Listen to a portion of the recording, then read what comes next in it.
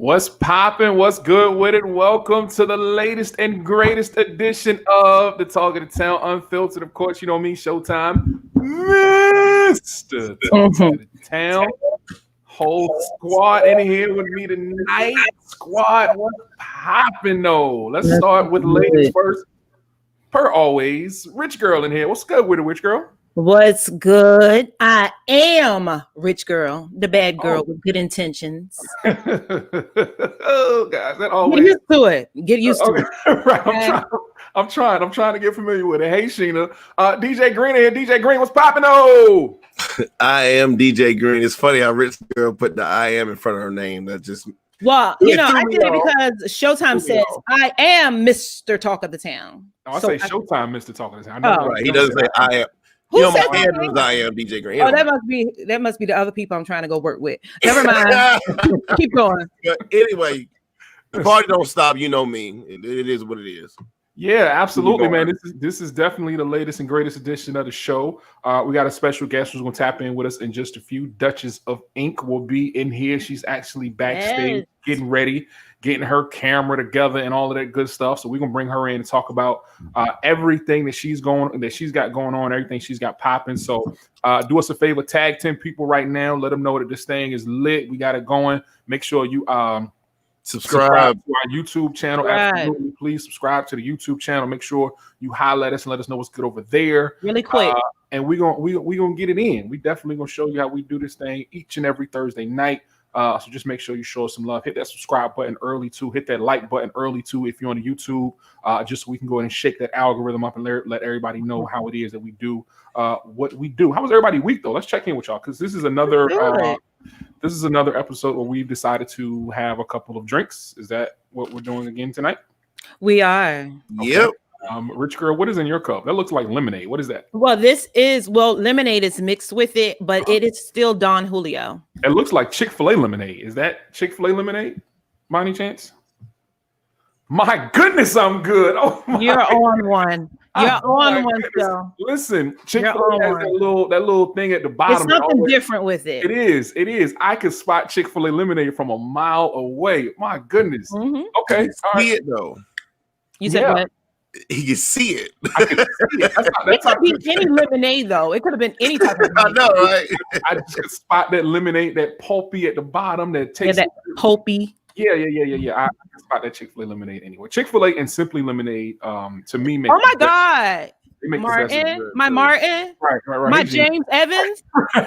Are you kidding me? Yes, Simply Lemonade and Chick-fil-A are my two favorites. You can't mix any other lemonade with a drink other than those two. It's got to be Simply Lemonade or Chick-fil-A. Now, mind you, I don't drink white anymore. But when I did, there was always. What do you mix with your dark liquor? Pineapple juice. So if I drink Henny Black, it has to be mixed with pineapple juice. What that taste like? It tastes great. I call it the bumblebee. That's what it's called because it's black and yellow. Oh, that's cute. See what I did? That's cute. That's a cute drink. Yeah.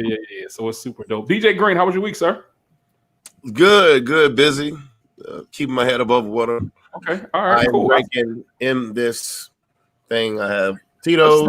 Wait. Whoa. Hold it up one more time, please. What is that? That looks like something that my grandmother used to have in her curio. Right? On the card. When you had the card with the liquor. Oh, this is actually only for dark liquor, but I don't drink much dark liquor at all. But you have it in. I like the way it looks. Why is that only for dark liquor? I don't know. But you only have to put dark liquor. Who told you that? Where did you get the information? I forget the damn name of this shit, but if you look up what it's called, it says what it's used for. How do you look up what it's called? What is it? What is it called? I ordered it, man. God damn it. Look, I had a long week, all right? I have that. Tito's is in here with club soda, which is the next time you want to show off your fancy stuff, make sure you know what it is. Make sure you know what it is first.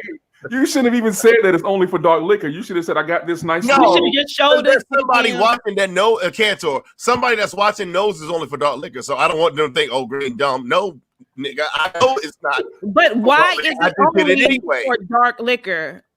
I don't know why. Just like you're only supposed to drink Hennessy and Sifter. Did you know that? You're only supposed to do what? Nah. Yeah, the circle It's like a wine glass, but it's even more circular. You're only supposed to drink Hennessy in that. And why is that? It's like the way that I don't know, but that's you're only supposed to drink Hennessy. Where are you getting all this information from? No, it's real etiquette. It's just like you're supposed to drink wine in a wine glass. It's etiquette. So I'm not supposed to drink Don Julio out of wine glass.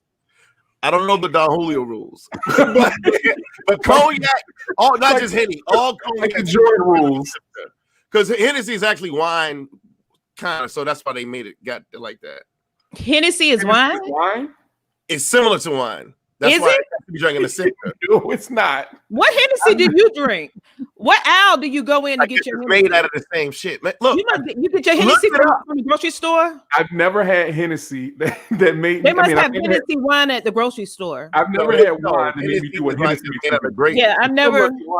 Just like wine has to be in that circular glass, Hennessy has to be in a circular. I got that covered. I got that more circular. It's like. What are you drinking? That's a wine. That's wine. This is wine. P said, "What about like that?" But it don't got no bottom. Oh, okay. Okay. Well, this is just some. You're supposed to swish it. You're supposed to do like this. Oh, this came from Food Line, so I don't have to. Cognac is made with grapes. That's why I said it's like wine. It's made with grapes. No. I got this from Food Line. I don't have to. Grapes. Hennessy is made with cognac. All cognac is made with grapes. We keep saying Hennessy. RG. Cognac is made with grapes. RG. This joint had it had a screw off top, so I don't have to sift this. Like there's no. You could just chug that one. Chug a lug on that one. Check it out. Next time you go to a nice restaurant, if you order Hennessy, are we still talking about this green? Are you still on the on the Hennessy wine? Educate you. Learn something. I don't want to learn. I'm going to learn new things. I'm stuck in my ways. All right, so now that we know what's in everyone's cup, let's move on and talk about some of these topics before Dutchess of Ink steps in and chops it up with us. So, first thing that I want to talk about is the one and only Boosie Badass. Mm-hmm. So, remember earlier in the coronavirus pandemic when Boosie was going crazy on social media, on his Instagram, and he was having he had the strippers on his Instagram. What was he saying? It ain't what he was saying, it was what he was doing. But what was he saying when he was having the strippers? What was his little tagline? Oh, I don't remember. What was it? Show me your. I want to hear you say it though. No, I don't know what it is. I didn't know he had to say. I rarely ever watched it. What did he say? What did he say, RG? Go ahead and share it with us. Share with the rest of the class, RG. Show me your what? Get on live and show me your pussy for $1,000. That's what he was saying. That's what Boosie would say. I didn't watch any of those lives, but I know because I was trying to get on live, but he would never click me. So I knew it all too well. All too well. That stack. Yeah, I tried, but he kept ignoring my request.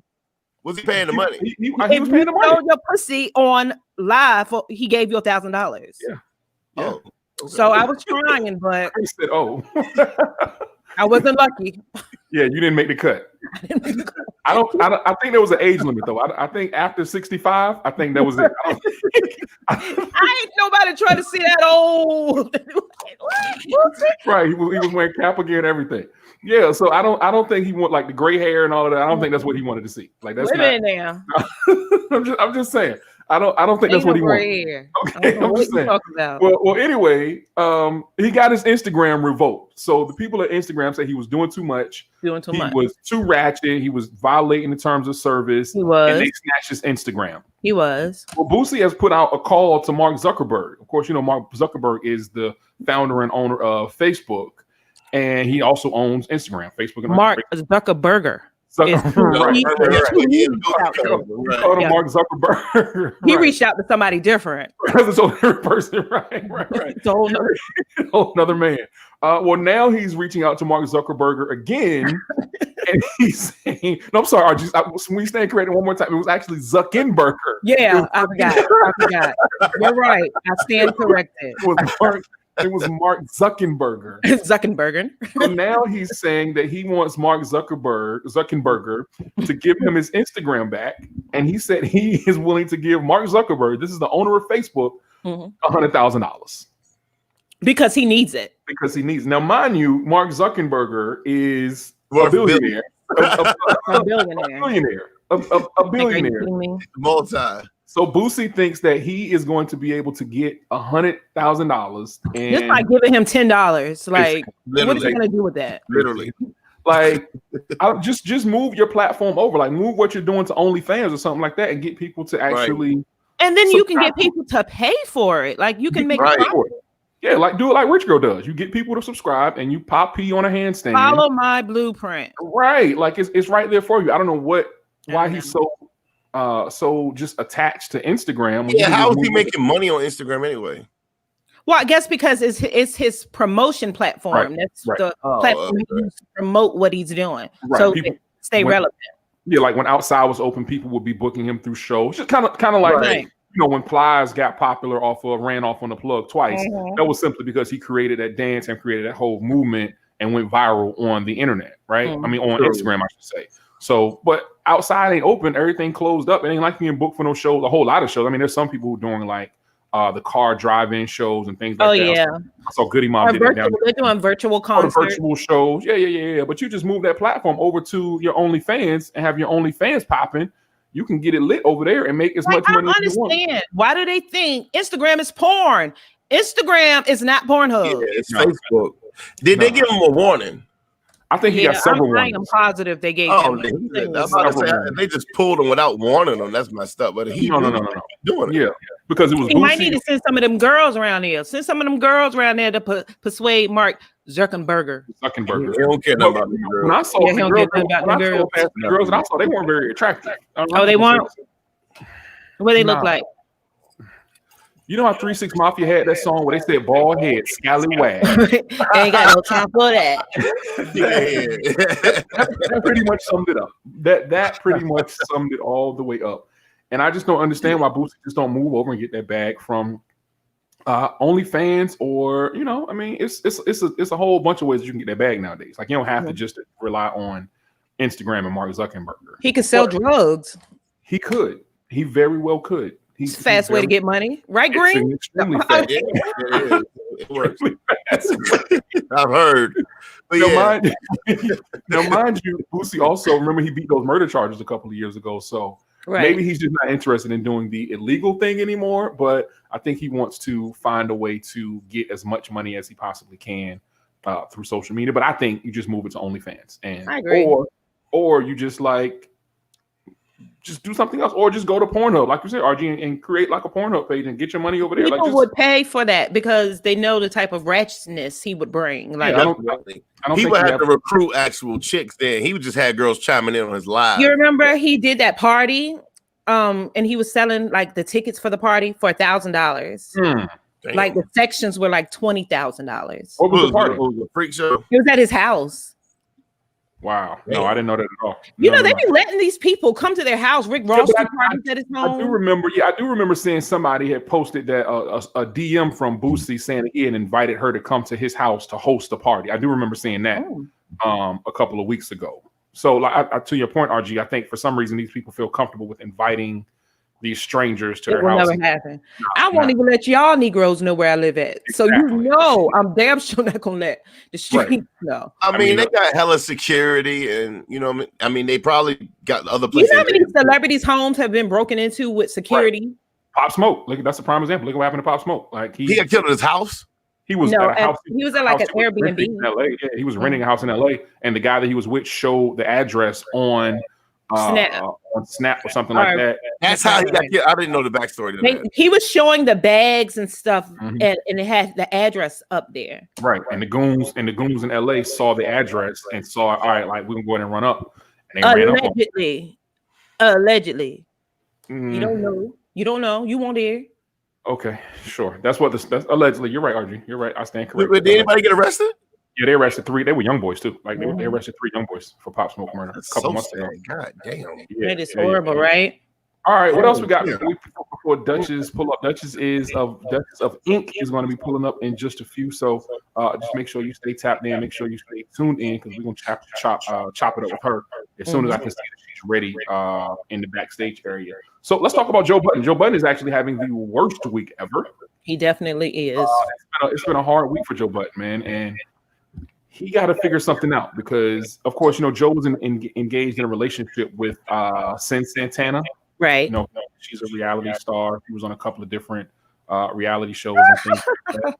Well, Joe and Sin broke up a couple years ago, and now Joe pissed off the wrong people. You know, Joe has to deal with Spotify, where I think it was a 2-year deal, might have been a 1-year deal, where he brought his podcast over to Spotify.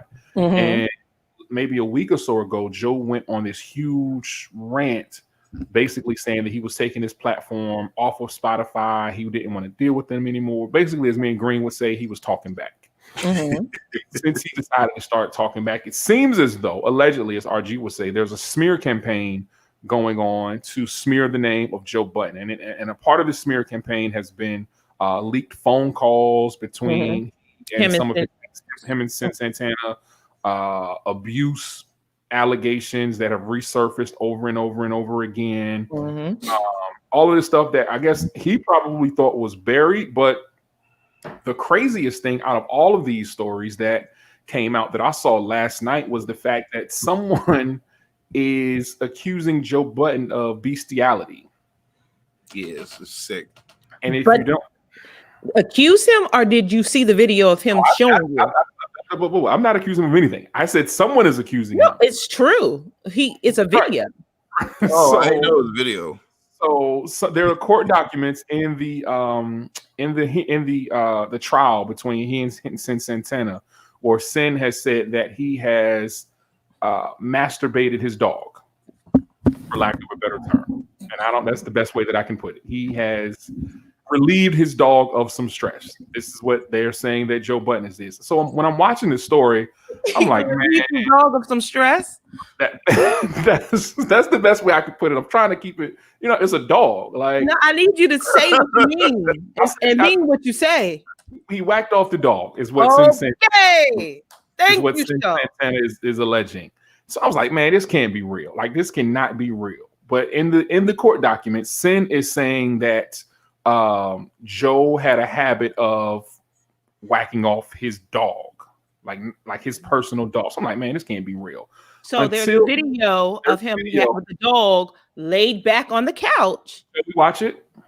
There you go. Yeah. Okay. And now this is a clip from Joe's episode. Somebody had to go and find this clip from this episode and just take this. I don't know the context of what was said before, what was said after 27 seconds, right? I don't know nothing. But I know this right here was a little alarming to me. Now you see him sitting there talking to his castmates. And as he's talking, he's rubbing the dog's private parts. And he's talking about, you're not a real animal lover if you don't help the dog get some sort of relief. So, talk of the town Unfiltered, I would like to ask you, do you think it's okay for Joe Budden to do these type of actions? No, I do not. His dog. Not at all. But I want to go to what I think is important. How long was he with the crazy girl? They were only together for a couple of years. I think in the document they said they met when she was. Why is she crazy? I mean, ever since she was crazy.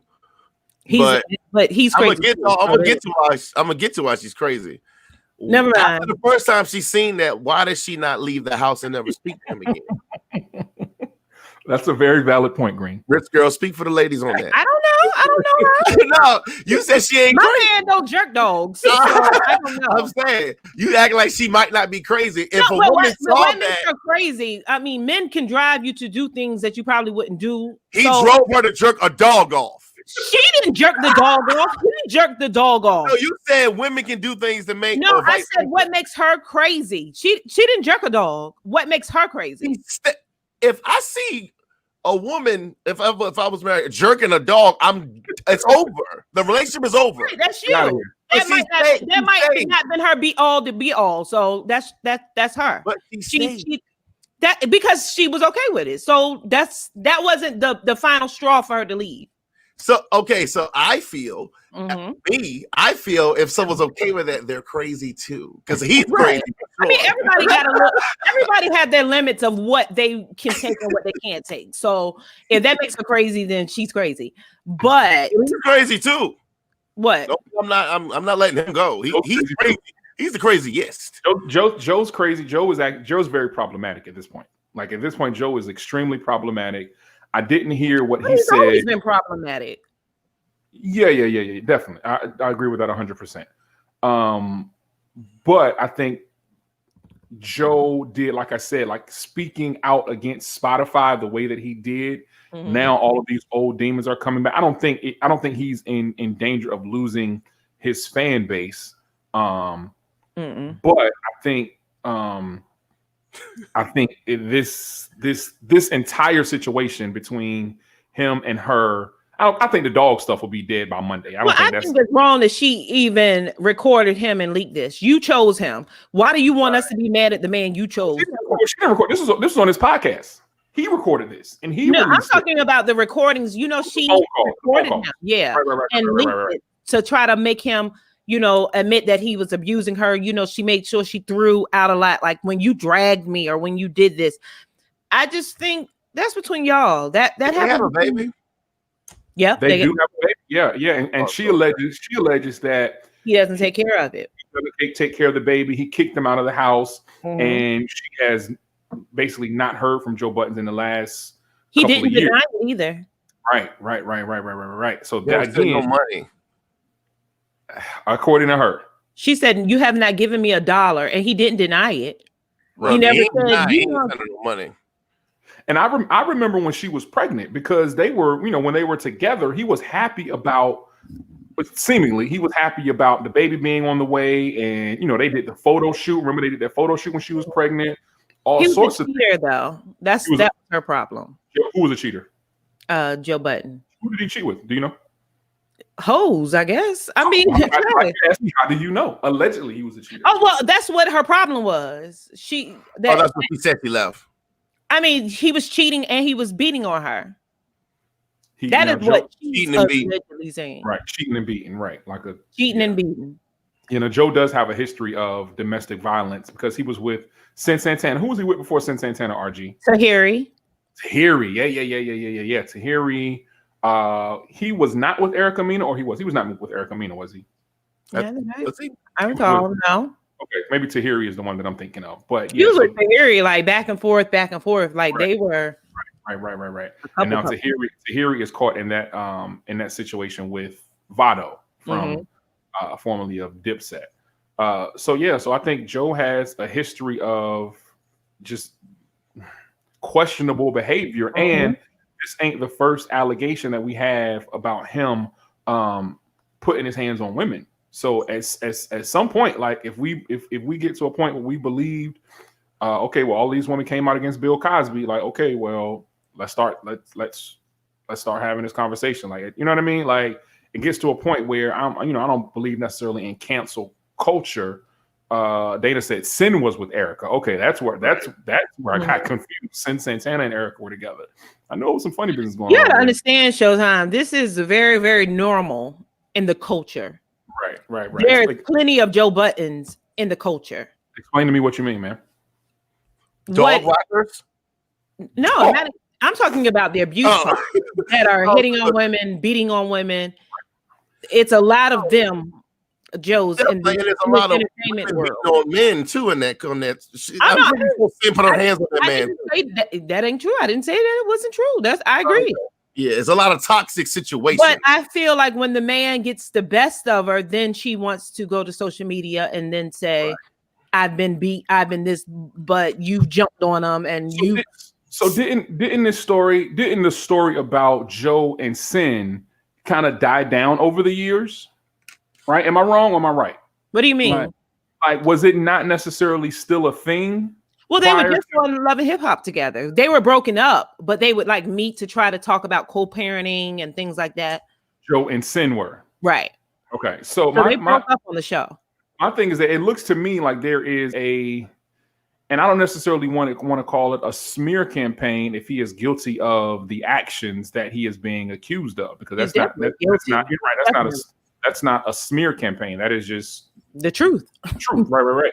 But it seems as though all of this stuff is resurfacing, right? Because that episode from the podcast where he was whacking off the dog, that was an old episode that aired years ago, and people who are fans of Joe Budden recognize that episode from years ago. So it seems like he made these comments about Spotify, and he came and stepped out of turn. Remember, he was throwing shots at Charlemagne and said all of these things within the last week or so. And now it's like, oh, hold up, your closet ain't clean, dog. Like, you gotta make sure, like, hey, you got a whole lot of skeletons in there. Like, what we talking about? You think Spotify's behind this, or I think that it's maybe just a lot of the bad energy he put out? Maybe I agree with that. I don't think Spotify hit Santana and said, "Can you please say this?"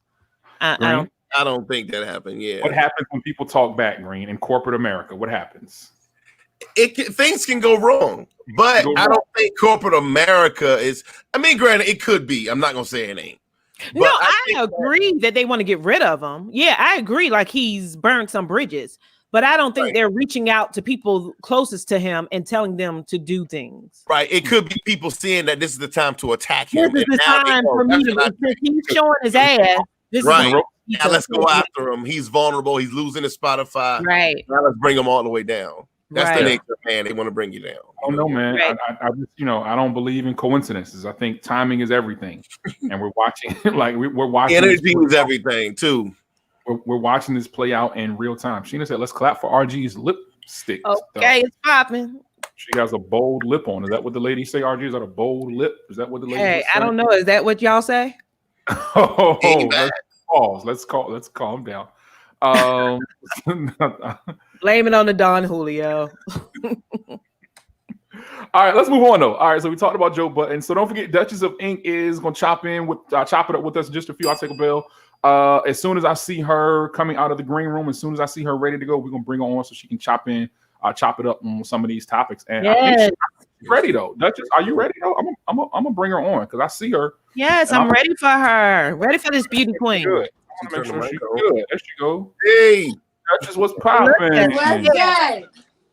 Good to see you. Thank you for coming. Thanks for being here. Before we start, I gotta give y'all a disclaimer, okay? Let's talk about it. I'm looking rough. I'm at work. I'm in the tattoo shop. I literally stopped working on my client so I can do my interview with you all. So please don't stop. We appreciate it. Looking right now.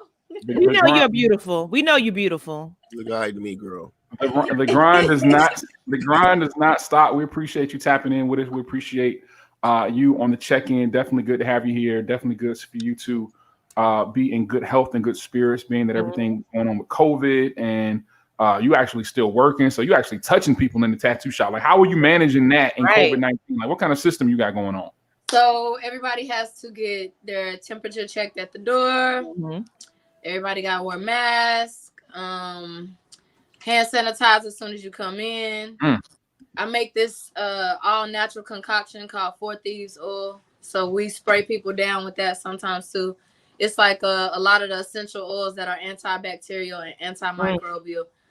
And it's all natural, so you can literally spray it in your face and it's still safe. So I just, I don't let people wait.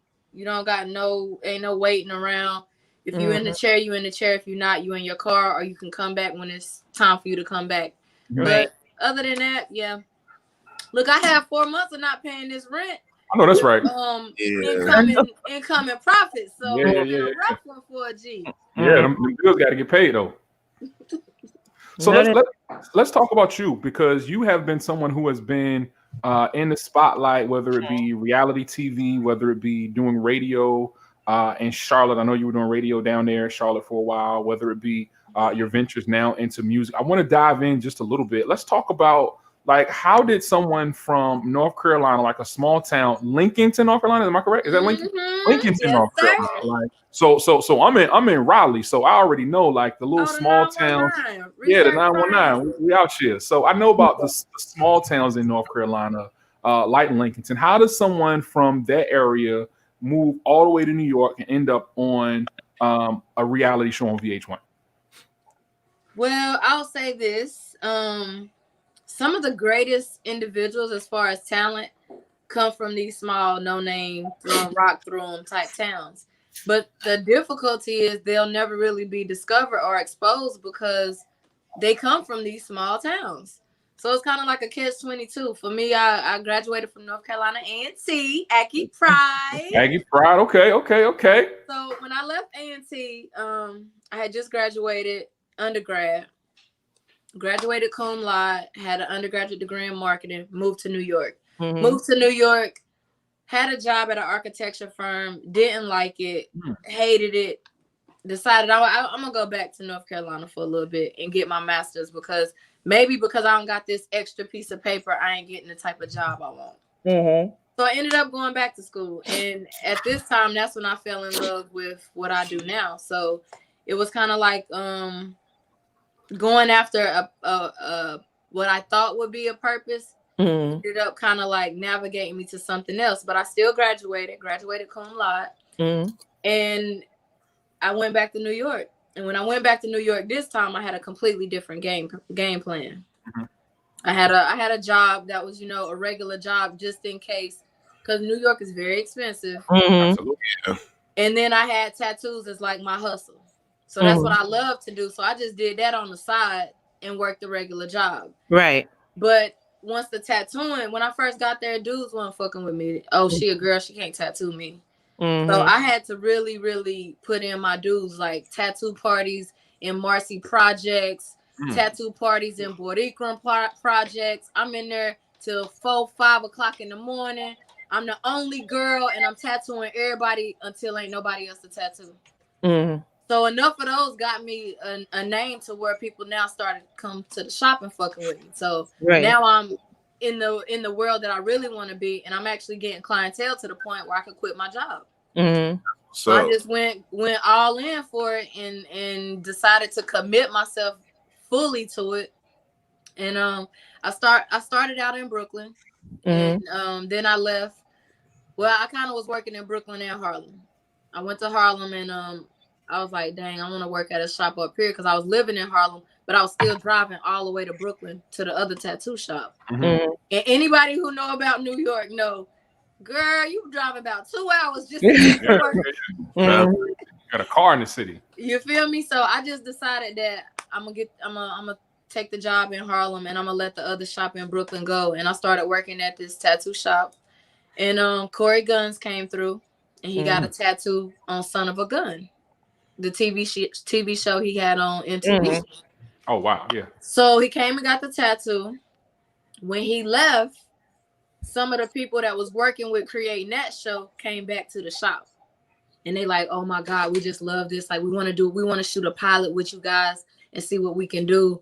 And I'm like, I don't want to be a part of it. I just want to do tattoos. So they shot 3 pilots. I was not a part of any of those pilots. Why didn't you want to be a part of it? Because I really just wanted to do tattoos. Okay. Like for real. That's why I'm not a part of it now, but I'm still doing tattoos. Right. Like, they talked me into it. The way that they sold it, they was like, well, look, all you got to do is just participate in the pilot. If we get the show, like you can decide if you want to do it or not want to do it. Me not knowing that me participating in the pilot is me agreeing to do it. Do the show, right? Yeah, dumb shit. What did y'all do in the pilot? So the pilot was the first episode of the first season. Oh, okay. That was the pilot of the first season. That was the pilot. Okay. And the first 3 that they shot, nobody picked it up because there was no females on the show. So once I got on there, and then Puma bought in Sassy. We were the female dynamic that made the show get pushed through. So that's how the opportunity on the show happened. But I have been working at Black Ink for almost a year and a half before we even had cameras there. So the story that was presented to the world through the show is completely false from what the real reality is. Oh, y'all watching, and that's why I tell people, like, we gotta be more aware of the things that we watch, that we allowed to feed us. Because if you pay attention to how they make this stuff, you will know that it's not really real. Right. But they made it seem like that's when y'all first started doing tattoos.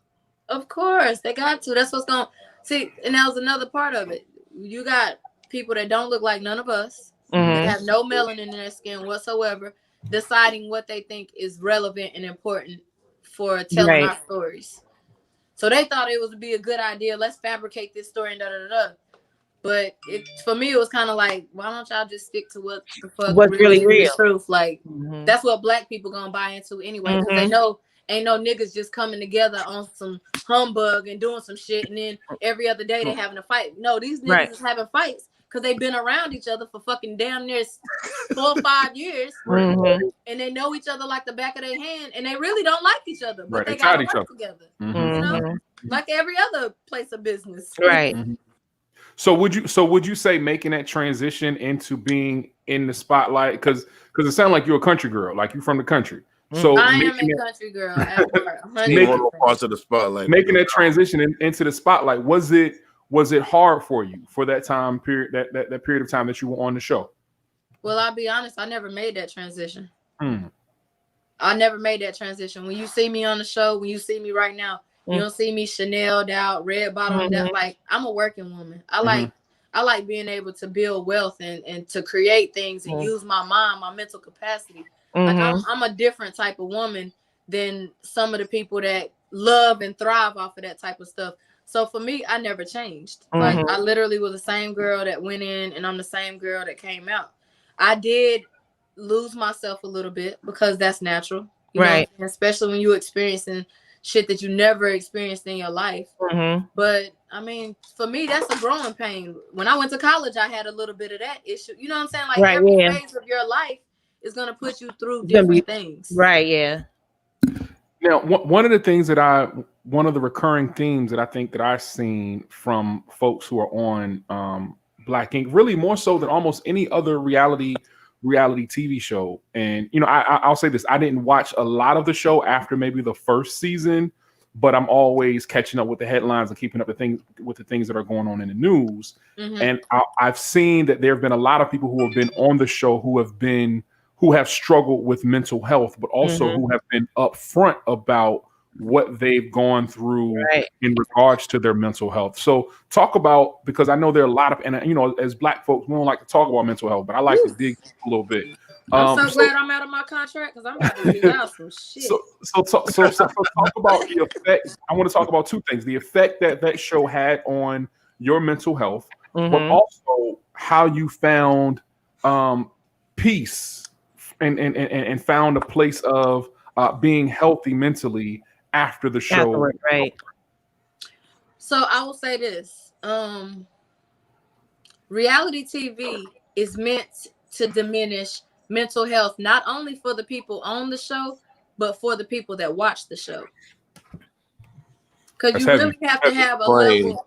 That's heavy. Unpack that for me. That's heavy. It's real though. You really have to have a certain level of disdain, not only for yourself, but for Black people in general, to want to watch something that you keep seeing Black people and they ain't never climbing to a place of success. Every fucking episode is fight or fuck. How is that for somebody that is really passionate about their gift? They don't even match up. If we look at the history of Black artistry, like if we go all the way back to the Harlem Renaissance, because I'm really big with history. If we go all the way back to those times, you will never find a time when these artists did not fucking care about the art that they were fucking putting out here. That was their primary concern. So why would that not translate the same if you're going to make a show about Black artists? Same thing with Love and Hip Hop. Like, come on, a artist who really cares about their gift and their talent, they're not about to sit here and allow you to just make them look like a complete fucking idiot. So it stopped being about the tattoos, and they feel like after season 1, it wasn't about the tattoos no more. It really wasn't. It was definitely more about the drama. Season 1 and the tattoos is what reeled people in, because we're in an age of individualization where people feel like, dang, I want to wear this type of shirt that I want to wear. This is why so many independent brands exist now. I want to get the type of tattoo. Like, I want to have the opportunity to express myself how I choose to. So being a part of that age, of course, tattoos are going to be very, very, very intriguing for a demographic of people that feel like we have to do so fucking much to prove our identity. So it was naturally going to be something that people gravitated to, especially our culture, because I mean, I know tattoos originated in cultural history in America through the bikers and all of these people. Right. But if we really go down to the nitty-gritty in the history of tattoos, tattooing came from Africa. Scarification, tattooing, that was what we used to develop our caste system. And so you could see who's who in the community, who's who in the tribe. You know what I'm saying? So we originated this. Why wouldn't we take pride in it the way that we take pride in everything else that we originate? So how did start seeing they was playing with that? That's when I was like, yeah, I don't know, this shit ain't for me. So you realize that everything that glitters ain't gold, right? So I'm a big proponent of Black people going to therapy and Black people opening up about the importance of therapy. What was your healing process like as a country girl coming from Lillington, North Carolina, moving to the big city, being on a reality TV show with millions and millions of viewers? Like that's a lot, right?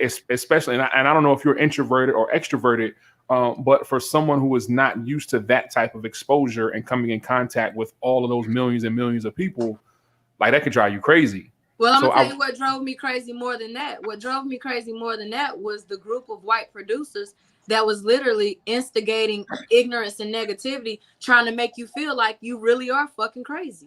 What do you mean? Okay, what do you mean?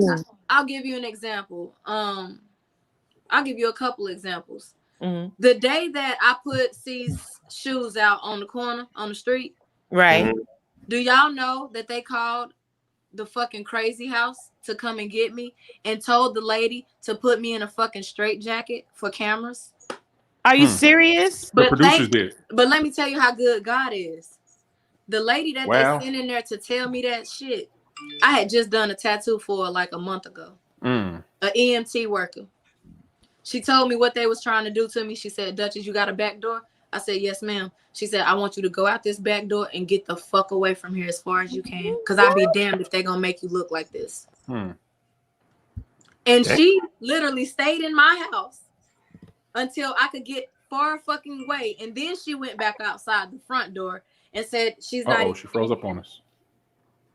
No, she didn't. Now she is. No, she not. No, she right there. So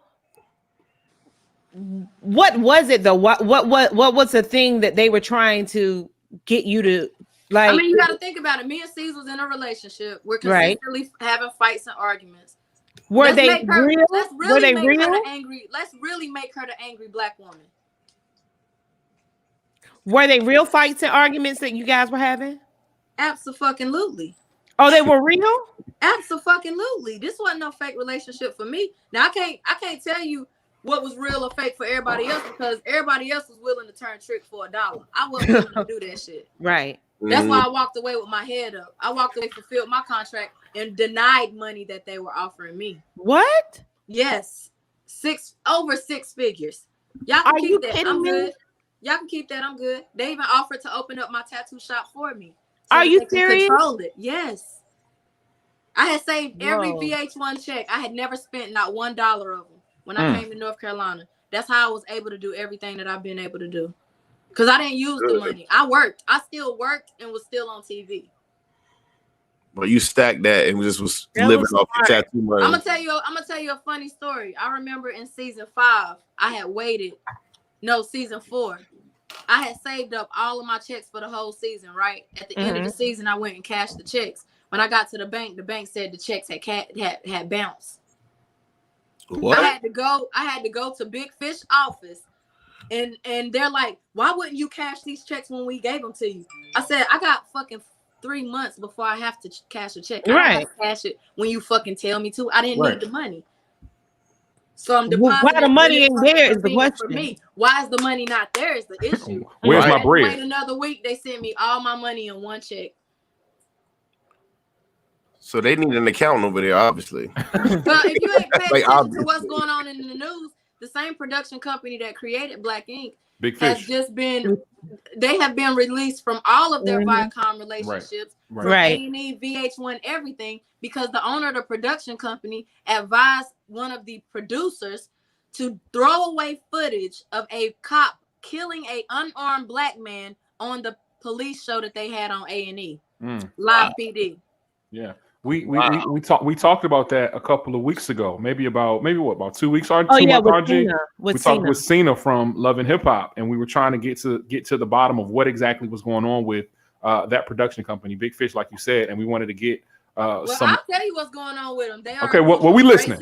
There are a group of racist white individuals that created a relationship with Viacom to further the propaganda of what I feel racism is in this country.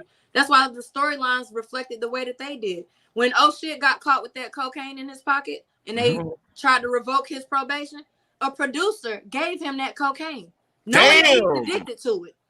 So when you talk about mental health, you got to talk about why do all reality TV show producers have a degree in psychology? I didn't know they did. We didn't know that. That's a criteria. That's a criteria. Is it? Yes, it is. This is why I tell people, before we go feeding ourselves shit, we really need to inspect that shit. Because we letting our little girls watch this shit. We letting our little young kings watch this shit. And they going to school thinking that this shit is cool. Right. When this shit is not fucking cool. Right. Damn. But if we're not inspecting it, how can we expect our kids to know better or right from wrong from? Right. We ain't even inspecting the shit to see if it's okay for them to fuck with. I be having young kids come up to me 7, 8 years old. Oh my God, I love you, Dutchess. And I'm like, how do you even know who I am? Like you shouldn't. You shouldn't know me. You should not know who I am. If I had a child that was under 14 years old, there's no way in hell I would let them watch reality TV. Yeah. So what has life been like for you after the show? Because you left the show in what, 2018? Yep. When I left the show, I went through therapy. It was necessary. I tried to kill myself 7 times. Oh my God, I'm sorry to hear that. I went through so much bullshit. I lost my grandma while I was on the show. I felt so fucked up because I literally hadn't gone home in damn near a year. These motherfuckers was telling me I couldn't go to my own grandma's funeral because I had to film, y'all. Wow. When they did that, that's when I was like, y'all ain't of God. I can't do this shit. The devil is really in this, and I can't do it. They didn't offer to go to the funeral with you? They didn't even let C's go with me to the funeral. Damn. That nigga was like, they telling me if I go, I'm gonna have to forfeit a check. I'm like, y'all can keep that fucking check. I'm going. Whoa! Wow. Yes. So real doubles. I'll just keep it 100 with you. Reality TV, it's everybody in this world got some fucked up things with them. Every single last one of us. But for you to have a group of people nitpick on that shit and try to ostracize all of your negativity, that is some fucking fucked up mental health fucking shit. Yeah. Imagine if somebody got to know you and they literally only focus on your flaws. They never tell you nothing good you do. They never celebrate nothing good you do. How people didn't even know that I went to a HBCU and that I graduated cum laude. Yeah. How can you not know that? That's absolutely amazing. And the producers knew that. That's the crazy. They knew.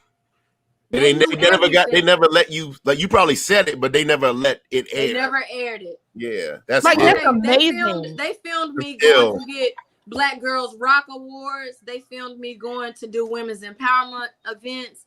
They never used not one of the footage. So when people talk about systemic racism, and it's so crazy that you mentioned that, like, this is what systemic racism can look like, right? Damn right. Like, this is what it feels like. This is what it feels like to be on the back end of somebody oppressing you and having like their thumb on your back to say, this is how I want you to move. This is how I'm going to control you. Not only that, but this is how I'm going to control the narrative. Imagine this. They showed all of the men on Black Ink had kids. You didn't think not one of those niggas was good fathers. Right. The women on the show that did have kids, they showed the one that wasn't a good mom. You ain't think nothing good of them as mothers. What kind of message does that send to our young Black kids? Wow. We ain't think about that shit though. Right. Or what does it send the message to the white viewers that already got a feeling about Black people anyway? This is how these act. Yeah. That's why they're white, because this is how they view us. So they want you guys to act the way they view us. Exactly. This is why I created my own production company called Ambitious Daydreams. I feel like being a person that comes from that world, I want to tell stories the right way, especially for people that look like us. Right. And me and my business partner, when I tell you like how we write, I just can't wait till more of our stuff come to the screen and come to fruition, because it's going to really allow people to see them as great as we really are. Mm-hmm. You know what I'm saying? Our first movie was in the ABFF this year. It's a romantic comedy called False Advertisement. And it's a really, really dope love story. And it's all about us. It's all about this right here. Mm. And you know, I'm a proponent of Black people supporting and backing Black people, and also Black folks getting out here and getting it from the mud and getting it on their own, and also just a proponent of Black love. Just as you can see on my T-shirt, it's just so ironic that you're on the show and we're having this conversation. I got you. I'll send it to you. What size you need? Just let me know. Let me get it. Yeah, let me know what size you need. I got these joints. Hit me on the gram, y'all. If y'all want a Black Love T-shirt, hit me on the gram. Everybody on here, especially that's melanated, going to get you that Black Love shirt. Now. Facts though. Let them know. That's what you know. What it is when people don't see it, it's like they don't know that it exists. Right. But when they see it, it make them want it more. So that's why we got to do more of the shit that we need to see from each other. Yeah. So let me ask you this. Let's move on into life after the TV show and life after reality TV. Like I said, I know you did radio for a little. Are you still doing radio? I am in the middle of switching my radio show platform to a podcast type of show. Dope. I ain't gonna lie, radio has been one of the greatest gifts for me, because it's been a way for me to still keep in touch with my fans, but not have to fully be in that reality world and all my business be on Front Street. Yeah. So it's just a beautiful thing. Like, I love being in the city that I grew up and raised in, and still be able to connect with people, go to the schools, go talk to the kids. Like, radio really gave me that opportunity to really take my shit somewhere different, being back in Charlotte. Yeah, and I know you and I were working for the same company at one point. So I know you were down at the block. I was up here at Radio K97.5. Yeah. So we were both at Radio 1. So definitely, it was good to see you moving around in that lane. I know Mary Kay was your PD when you was there, and I think Sunshine. Mary Kay, is she not the bomb though? Mary Kay is dope. Mary Kay is super dope. She's super dope. Did me and Green log off and let you guys finish? Yeah, go ahead, Dutchess. Let's talk. We gonna kick them out, Dutchess, because they don't. Right. These, you know. We don't know Mary Kay. We don't know Mary Kay and all that.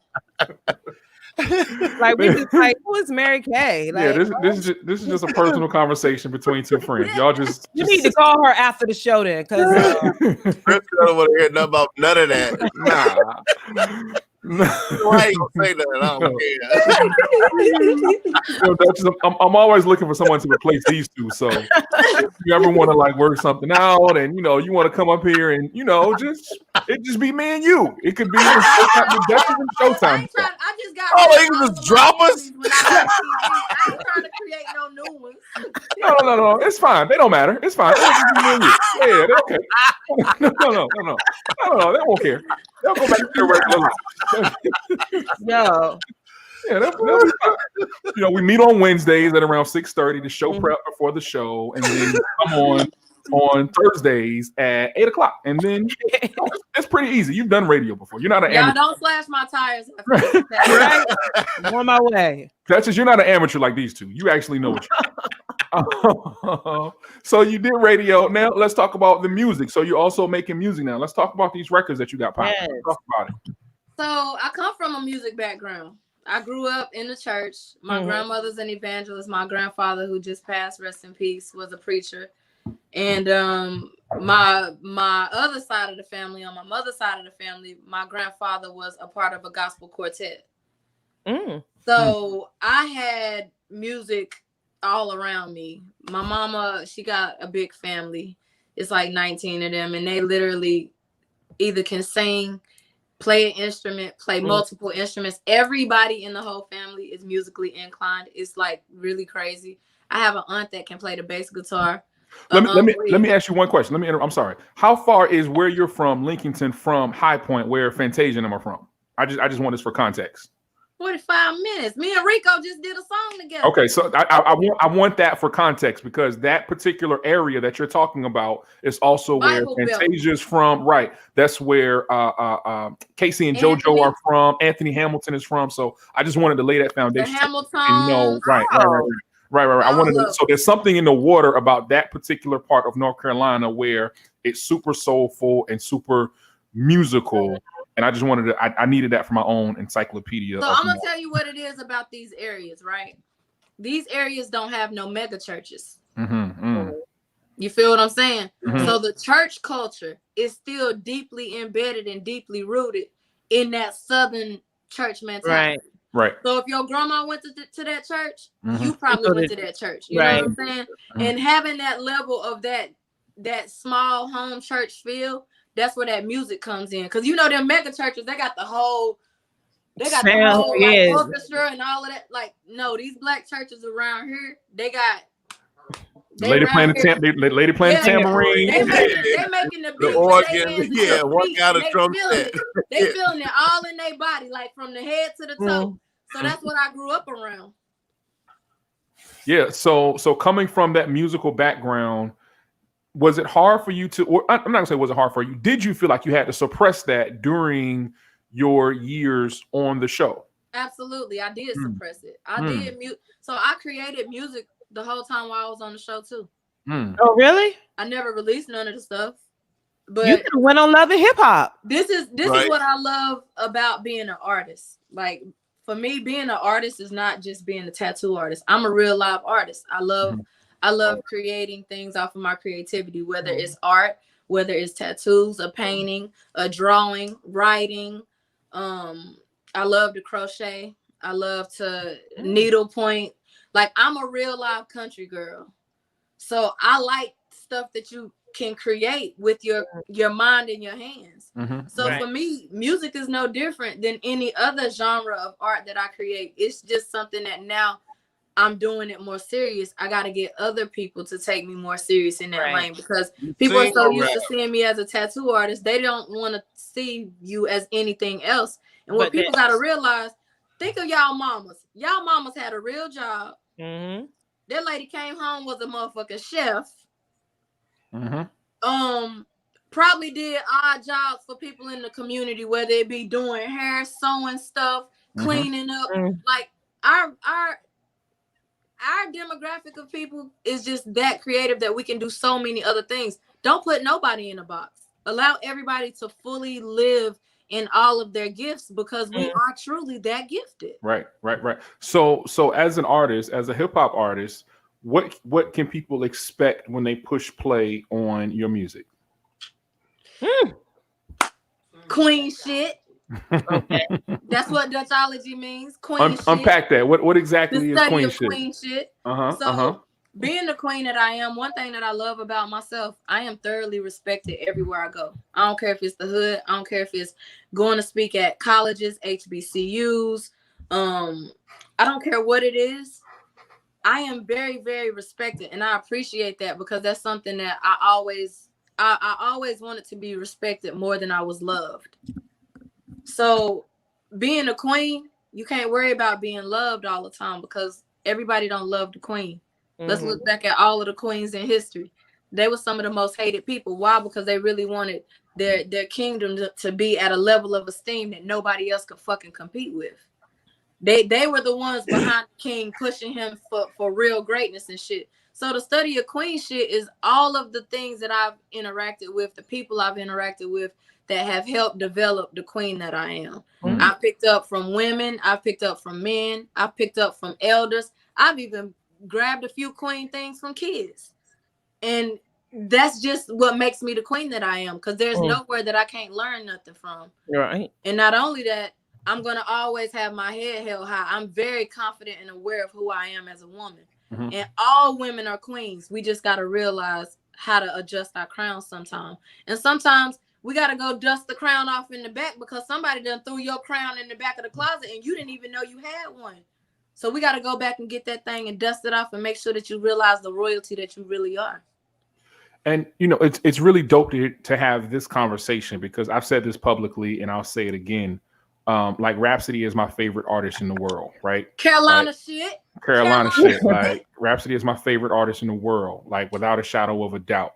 And it's just really dope to really have this conversation with you about duality, right? Because I think it's important for people to understand that you can be a queen and you can talk that queen shit, but you don't necessarily have to look like people expect you to look. You don't have to talk like people expect you to talk. You don't have to conform to what society thinks that you have to be, because you are a queen in your own right. And every day you walk out of your house, you walk out, that crown is adjusted, that shit's sitting up high, and you're going about your business and doing what queen's supposed to do.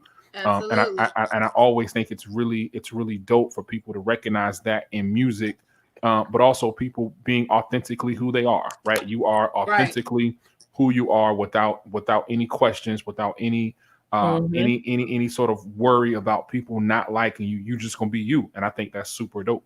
So I'll give you this comparison. So you know how like maybe 10 to 20 years ago, how music was for women.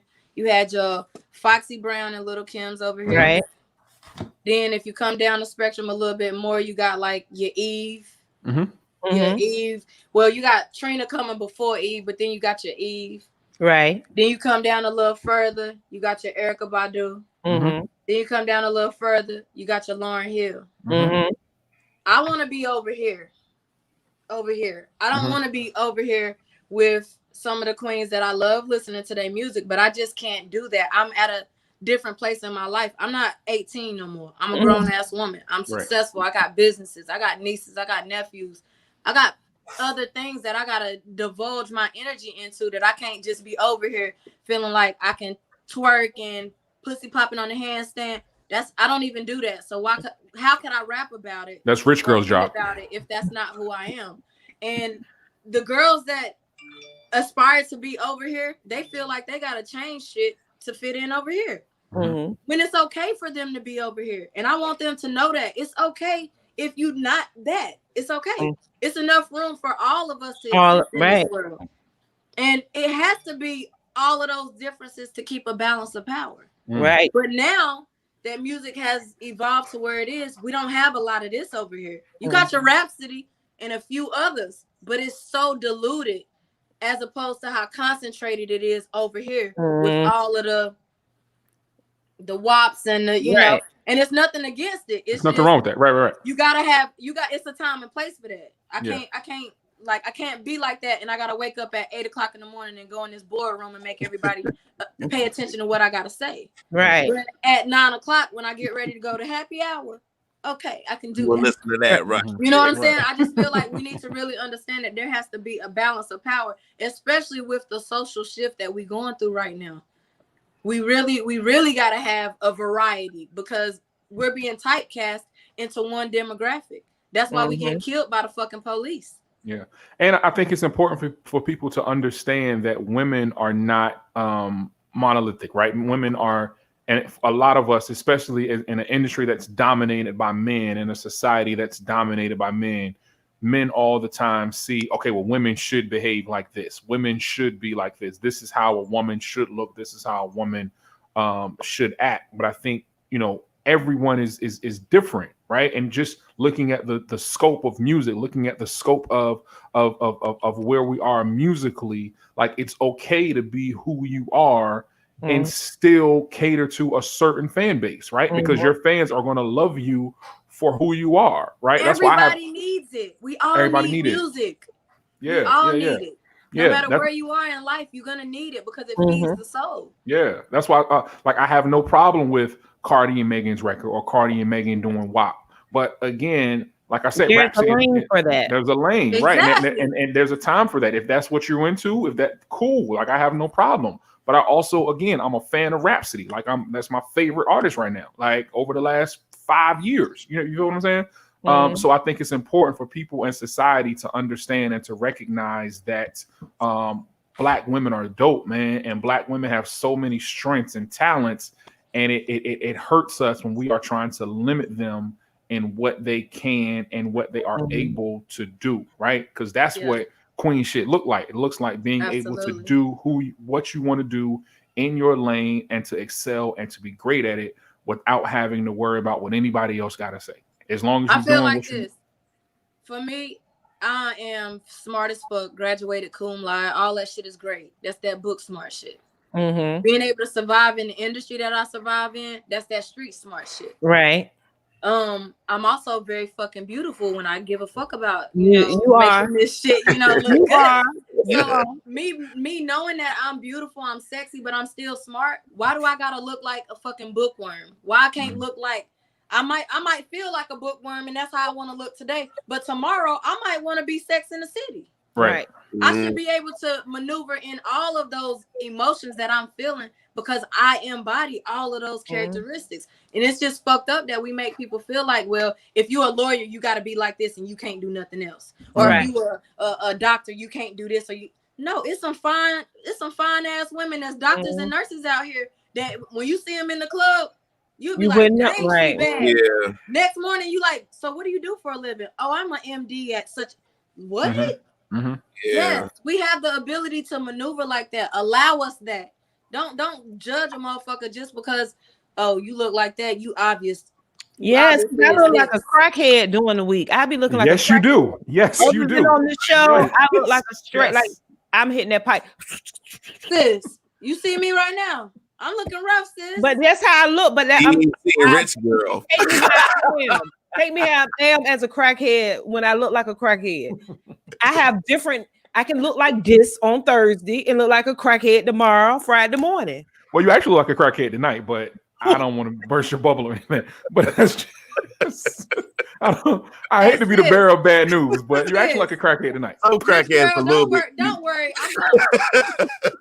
I got your back. Thank you, boo. Well, you're actually Dutchess. You're actually going to replace her, so I don't know how this "I got your back" thing goes. Well, if I replace her, replacement, it's gonna be fun. My special guest is Rich Girl. Oh man, no. She'll be banned. She'll be banned. We'll get her out of here. She'll be banned. No. No. She won't be able to come back.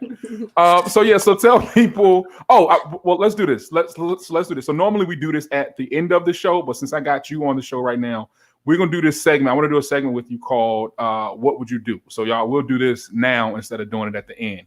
So not what would you do? I'm sorry. I've been drinking, y'all. So I'm a little this twist off wine got my mind off just a little bit. So we're gonna do something called One Gotta Go. That's actually what we're gonna do. We're gonna do One Gotta Go. So I'm gonna give you 4 things, and you all have to tell me which one gotta go. Is everyone ready? My computer's bugging. Hold on. Let's see. Hold on. Un momento, por favor. That's Spanish, in case y'all didn't know. One gotta go. Let's see. One gotta go. I want to come get a tattoo. I want my whole thighs and butt done. Jeez, Guess what I'm doing right now? I am literally doing a thigh tattoo that's a collage of lotus flowers, and it is so fucking pretty. Yes. So can I put my tattoo on layaway or how? Come on now, sis. Don't worry. Look, we're gonna put it on their tab since they coming for you. Right. Can y'all cash out her a couple of dollars? I get the tattoo done. A couple, and we're gonna leave it at a couple. You write my name on there. I'm gonna pay for it. I gotta say, don't be trying to give her no little 5-minute tattoo either. Give me some initials. All right, is everyone ready for One Gotta Go? Yes. This is what you have to choose from these 4 things: soul food, seafood, liquor, and desserts. Homemade desserts at that. Desserts. Well, Green, I haven't even gotten to you yet, but we'll start with you. It's too easy for me. Desserts. This must be on a diet right now. Right. This means no homemade. Too much. This means no homemade pies, no homemade cakes, no sweet potato pies. Dessert gotta go. Seafood never go. Like I let go of the liquor. You let the liquor go? I let the liquor go. I'm with you. That's the most positive thing to let go, but I ain't letting the liquor go either. I let the liquor go because the soul food I need and seafood, I'm pescatarian, so I need that. Right. And them sweets, that's that midnight snack. Like that's right. As long as I can have weed, I can let the liquor go. And that's where I'm at, sis. That's where I'm at. Since that ain't up there, I'm good. Right. So that would be. I'm with Dutchess. I'm gonna let the maybe once I retire, I can give it the liquor. But as long as I'm still working, the liquor, I can't. I'm gonna let the liquor go. I mean, because I got a mean sweet tooth, Jack. Like that sweet tooth in the middle of the night at 1 o'clock in the morning. Sweet tooth at about 2 o'clock in the morning. Yeah, everything. That liquor gotta go, man. Crab leg at 2 o'clock over some sweets. You'll take a crab leg at 2 in the morning over sweets? No, sir. No, sir. Over a red velvet piece of cake. No, yes. over sweet potato pie. Yeah, I'll take a crab over that. Or some jumbo scallops. Oh yeah. At midnight is not going anywhere. Like, that's not. Well, I can't. I never had seafood at midnight. Like that's kind of. I have. I might be having it tonight. What were you doing before you had the seafood at midnight? Green, yeah. What were you doing? Doing all day. Either coming home from the club or you were screwing. You were screwing. No, I'm saying I've come home from a party and cooked scallops before. Seafood cooks fast too. No, what made you hungry? Was it because you were doing something that made I didn't want to stop at IHOP? You know, and you just came home and cooked seafood. I mean, I've also done it after that sex several times too. I'm just. Are you saying the girl you brought home was seafood? She was fish. Is that what you mean? Is that what you mean? You brought home a fish? I've never seen crab legs that late. No, but scallops I have cooked late at night. Yeah, they cook fast. Who the hell cooks scallops at 1 o'clock in the morning after they leave the club? Me. Negro. Yeah, y'all man. Okay, all right. Well, Dutchess, thank you for joining us, man. We definitely appreciate you. I'm going to send me a DM me so I can send you your shirt. I'm gonna send you a Black Love shirt.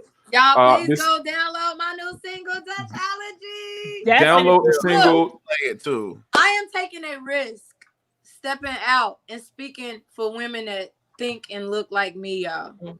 Don't let me die. Like, this is the type of shit that we need to fucking have. If we don't have a fucking balance, our little girls is gonna be out here fucked up in 10 to 15 years, and that's just keeping it 100. So let me ask this: how can we support? That's my question. I'm a supporter of Black businesses. How can we support Dutchess? Download, stream. I do women's empowerment events. We just did a girls' weekend virtually on Zoom. We had over 70 girls from the ages of 6 years old to 17 years old. We had a yoga workshop, financial literacy workshop. Like, I'm not just speaking about this shit in my music. I'm really living this shit. So any way that y'all can, get some young girls that want to participate, want to be a part of it. We're doing another one for adult women that want to like escape battered relationships, having confidence issues, just trying to find their way. Like, I'm really just trying to help build a better me in the process of helping other women build a better them. That's dope. That's dope. That is. So I'll say this. So my wife and I, we do this event called Black Love Brunch, and we've been looking at bringing it down to Charlotte. So when we come down to Charlotte, we would love to have you as someone who comes and just supports and is a part of the event. So once outside opens back up, I'm going to commit to us doing a Black Love Brunch in Charlotte at a really, really dope spot that I have in mind. And we're definitely going to bring Dutchess on, and we'll work out all the details on how we can bring you on. So I want to give you some advice too. If you decide to do it in Atlanta, I'll definitely help with that. But it's a Black-owned breakfast spot that just opened up in Atlanta called Breakfast I heard about Barney's. Y'all, it's one of the most amazing Black-owned restaurants I ever freaking been to, and they only do breakfast, so it's not one of those spots. But it is so dope. So if you ever think about doing it there, that would be the dope location for you too. So, all right. So as soon as outside open back up, we're gonna put that thing together. We'll do Black Love Brunch in Charlotte. We'll do Black Love Brunch in Atlanta, and I'm gonna send Dutchess her shirt. So if y'all want to order a shirt, be sure to hit me on the gram at Showtime says, hit at Talk of the Town Unfiltered. But make sure, Dutchess, tell them how they can follow you, tell them how they can get at you, tell them how they can find you and follow you on all social media platforms. Y'all can find me on all social media platforms at Dutchess of Ink. You can find my tattoo shop is Pretty in Ink 704. My production company is Ambitious Daydreams. It's on social media platforms as well. Anything that I can do to help y'all in any capacity, y'all consider me family. Just hit me up, and I'm there. And I really appreciate y'all for giving me this time and the opportunity to do an interview. And the only thing that I will say, this is what I used to say to at the end of all of my radio shows, do something nice for an absolute stranger tomorrow. Before tomorrow ends, do something nice for an absolute stranger, somebody that you are guaranteed to never see again in life. And before you go to sleep tonight, I want everybody to do one thing that reflects self-love for themselves, whatever that means. Whether it's praying, reading a book, I don't care what it is. Just make sure you do something that celebrates the love that you have for yourself. And that's it. Well, does masturbation count? Yes, it does. Yes, it does. Just wondering. Yes, it does.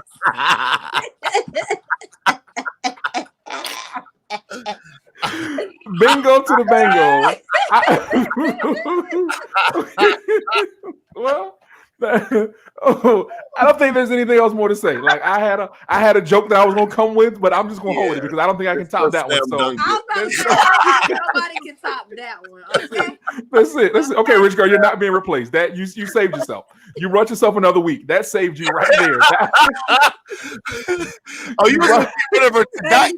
Tonight was her last night. She was already out of here. Like this. She's safe. No, she's safe now. She's safe. I thought you give her 2 weeks. No. This was it. She was done after the night. Dutchess was taking her place. But that okay. All right. Okay, cool. Shout out to Rich Girl for making food. Dutchess, we appreciate you. Make sure y'all follow her at Dutchess of Ink. Download, stream her music, and we appreciate you chopping it up with us. Anytime, y'all. Anytime. You doing your thing, girl. Much success to you. I might have to call y'all to be on my podcast, so don't be trying to ignore me when I reach out. Let us know. We out here. Rich Girl, we gonna have us a good old ladies night. Yes, I'm down. Oh, really? Huh? I mean, it's ladies night, y'all. How you gonna do that? Like how you gonna do that? How you gonna do that? Don't get confused now. I'll get you out of here too now. Don't get it confused. I'll get you out of here quick now. No. We already talked about Joe Budden getting canceled. Like, don't be the next victim now. We get you out of here quick, right? But nah, for real, it's hard out here for them. I'm telling you, it's rough. It's rough out here. But we definitely appreciate you chopping it up with us. We appreciate you checking in, and we will definitely be in touch. And don't forget, send me your information through DM or just let me know how I can get the shirt to you. Absolutely, so you can ride this Black Love joint. Dutchess, thank you so much. We appreciate you, Mama. Look, y'all got a personal tattoo artist now, so don't be going around here getting. I'm coming to get my butt and my thighs done. I'm for real. I'm coming to. I'm doing it. Well, you've already got your butt. Have a female do it than a guy do it. Like I would feel more comfortable. Y'all hear that queen shit? Queen shit. We love it. I love to hear it. All right, Mama. We appreciate you checking in. We'll holler at you. Okay. All right, y'all have a good day. You too. Yeah. Peace. Super shout out to Dutchess on the check-in. Definitely appreciate all of that love. A whole lot of love going around. Whole lot of queen shit going on inside of Talk of the Town Unfiltered.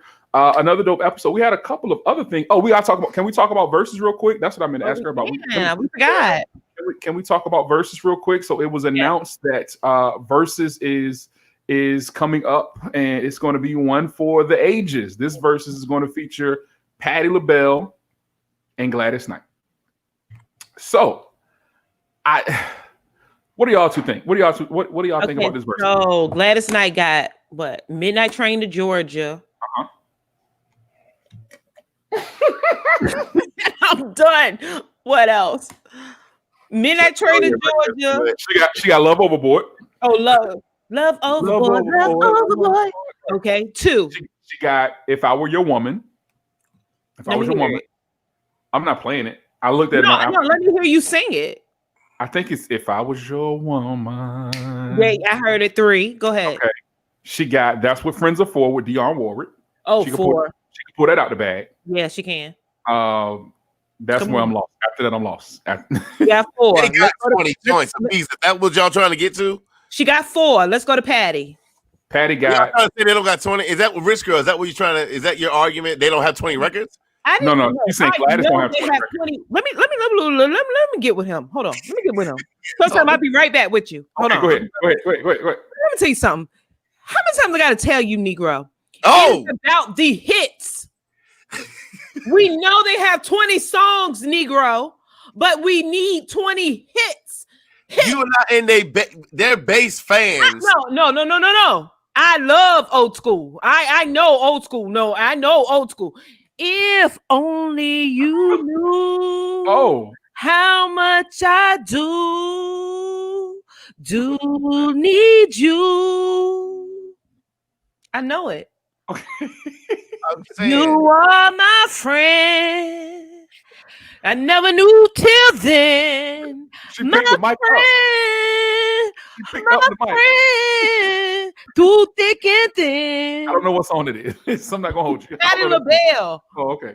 So let's run through Patti's song real quick. And this is just at a quick glance. Patti got. I don't know if you are my friend. I don't know that. You don't know You Are My Friend by Patti LaBelle. Yeah, I do. I'm sorry. I just see it on Apple Music. I'm sorry. She got If Only You. If Only You Knew. 40 Billboard records. Right? Like I said, they both have 20 joints. Name them. Who said they didn't? I said name it. I did. You know what I'm saying? Right. They got the their fans know that record. You could have been on number 100. We're talking about the top 10 of the billboards. We ain't talking about number 100. No, top 4 is the billboards. Well, the billboard is top 100, but I'll say this. Here's going to be the determining factor. Let me run through Patti's record, and then I'll tell you the determining factor. This is what I saw from Patti that I recognize. Okay. If Only You Knew. Mm-hmm. On My Own. Mm-hmm. New Attitude. Mm-hmm. Somebody Loves You. Mm-hmm. Lady Marmalade. Mm-hmm. Liquor.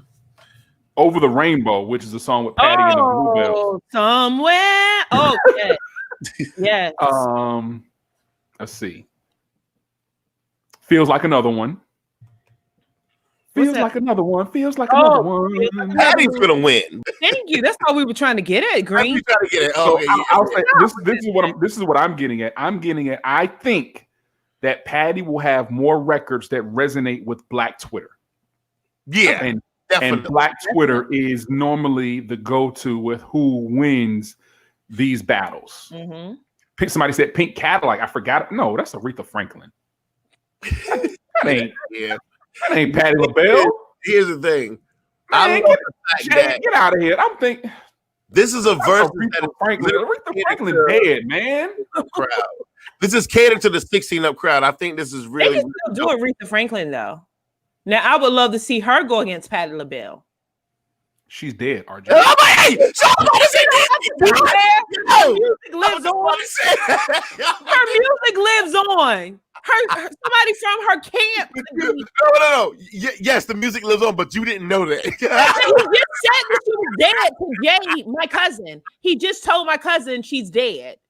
So I heard he just told my cousin she's dead. He just said it.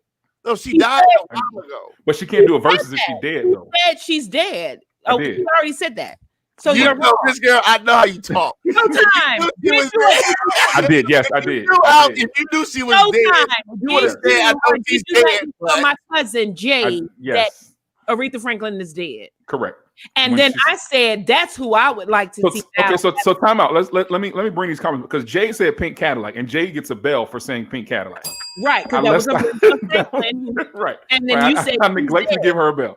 Right. I don't know what her being dead has to do with her music, but she still has music around. They don't kill your music when you die. She can't be there to do a versus if she dead. She don't have to be there. Her music lives on. No, they can do a hologram. Has the people there. You said what? They could do a hologram. That would be dope. Versus has had the people there, right? We could. Hey, we can make the rules to this. We know we can. So real quick. So Rock said. Gladys has neither one of us. I forgot about that. Heard it through Grapevine. Missing You. I don't know if that version of it is that the one. Is that the Queen Latifah? Is that I didn't know. That was a remake. But she's on it, so she can play. That set it off. Gladys was in that song. She was in it, so she can play it. Oh, okay. All right. I'm not mad at that. Jade also said that a rep could be there for her. She's going to sing her rep. Her children. No, ma'am. Pat. Hologram. You must be present to win. It's like a contest. You have to be present to win. And unfortunately, I get. If you're gonna hologram it, then you might as well do Biggie and Tupac. And Michael Jackson. Prince and Michael Jackson holograms. That'd be real dope. Biggie and Tupac holograms. Everybody would tune in. You said, "Oh wow, wow!" Like you just came up with something earth-shattering. You're about to change the world. Oh wow. Wow.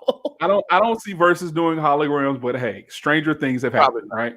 Stranger things have definitely. We should do people who's trying to come out, like your local people who just suck and they got 20 hits, but they suck. They should do 2 No, they're trying to get people to tune in. That suck more. That suck more. No, that's not what we're gonna do. If it's 2 people that suck, it has to be 2 people that suck that are popular.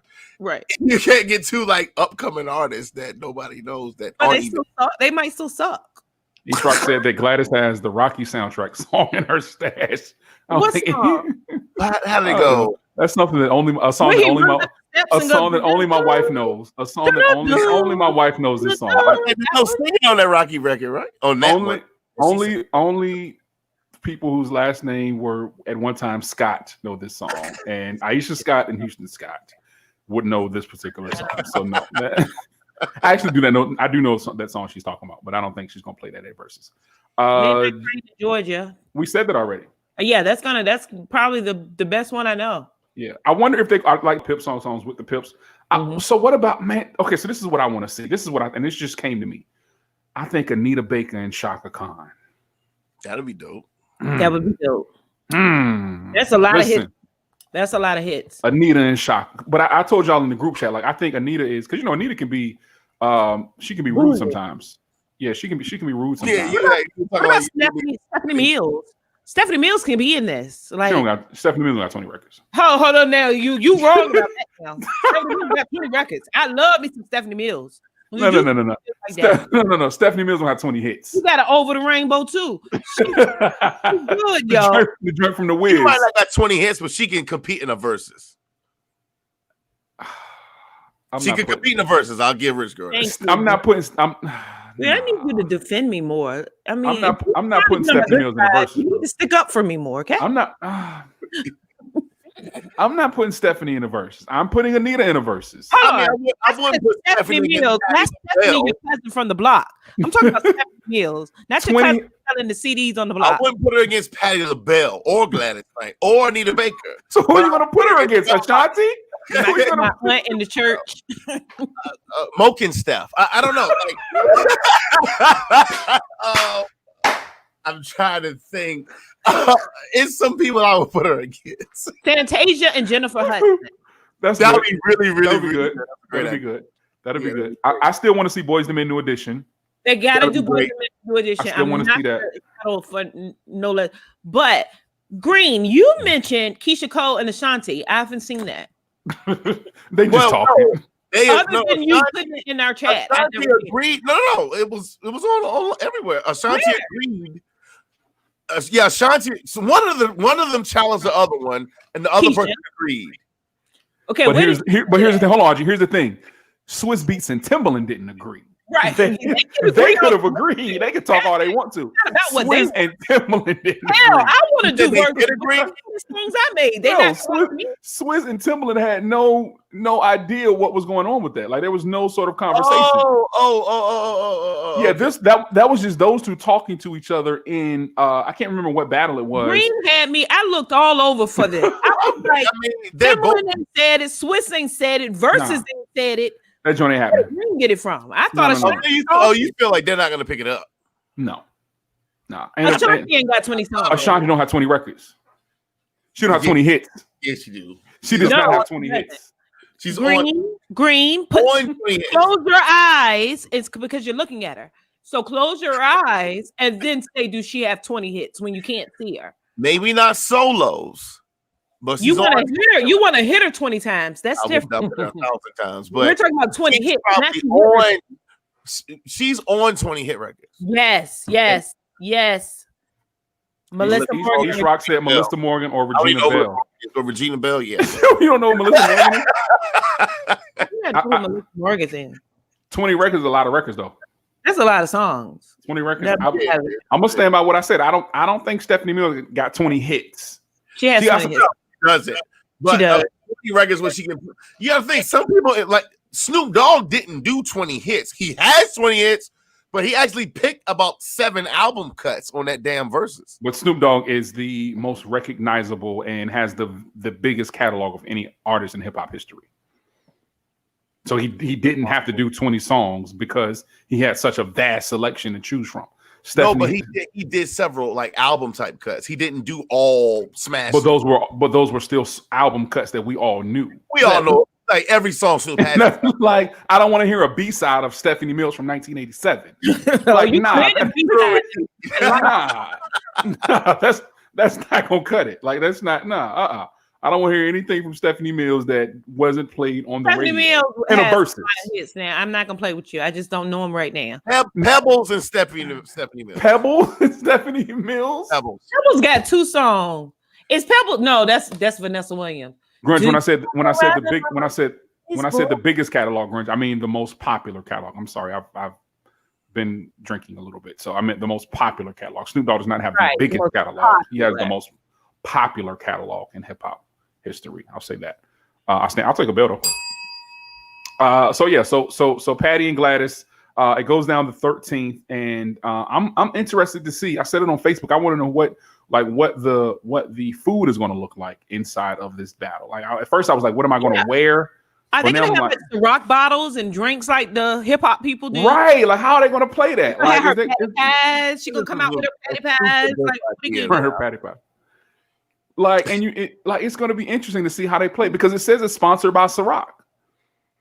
They both probably be drinking. Well, Brandy, everything is sponsored by Ciroc, but Brandy and them weren't drinking it either. They weren't drinking. Like you never see the people drinking at all. Like I saw Jadakiss and all them drinking it. Like Jada was drunk beforehand. Like he was totally lit before he got there. Beforehand. But I hope y'all realize, as a businessman, the fact that they're doing this Verzuz is about to expand. Like they probably about to start going to other genres of music and everything. Like this is big. They switch. You got they've been catering to the young. Well, they already changed because it was about producers. They probably about to start going pop and everything now. Well, they already changed because it was a producers platform. It was about producers, so they already changed it when they started introducing artists. Right. So I mean, I would love for it to go. I heard Wyclef talking, saying that he wanted to battle. He said Wyclef actually said the only people that he can battle, and I gave this a lot of thought. He said the only people that could battle him were will.i.am and Kanye West. Who said this? Wyclef. He said he will battle will.i.am and Kanye West. No. He said the only people who he felt could battle him would be will.i.am and Kanye West. That would be dope because the types of music. No, come on. Wyclef definitely has 20. Kanye and Wyclef. Wyclef definitely has 20 joints. Let's start there. Kanye and Wyclef. Yes, Kanye would win, but Wyclef definitely has 20 joints. Well, he's not on the level of Kanye. They you know very well. They should never battle. Well, I can't even say Kanye would win because I don't know what songs Kanye would pick. Kanye got so many damn songs. He can go for a gospel album. But if his song selection ain't right, Wyclef can win. But I think the conversation that conversation needs to be shifted a little bit because I think Missy could definitely give Wyclef a run for his money. I think Missy could actually blow Wyclef out. Me too. I don't think anyone could blow Wyclef out. Blow him out? No. Hold on. Name five. Name five Wyclef songs right now. You got to remember. Fuji's. You got to remember the Fuji. Name five. Killing Me Softly. The Score album. Like name five. You are Maria. Name them sometime. You told me to name five Beyonce songs I could because I'm a real fan. I'm running them off. Now, I'm not saying this because I'm a Wyclef fan. I'm just saying that I know. I can see the at least in your eyes. You're reading. They had like at least 6 hit songs on the Score. He had his solo album. His solo album has several hits too. Then he had his second solo album. RG wants names. You're talking around. You name that one. I've been drinking and too much to goddamn think of them right now. If you can't name them, then it can't be that hot. I can name the hot. Wyclef is old. They're old records. All of the records are old. Well, Kanye has old and Kanye has a lot of featured hit songs. He could never be in the same avenue with Kanye. Never. For the Verzuz? Never. The Fuji, you know how many records the Fuji song? Green, what don't you get about the Verzuz? You need to watch what it means, what it is. I had to go through this with Showtime. I was a Verzuz virgin too.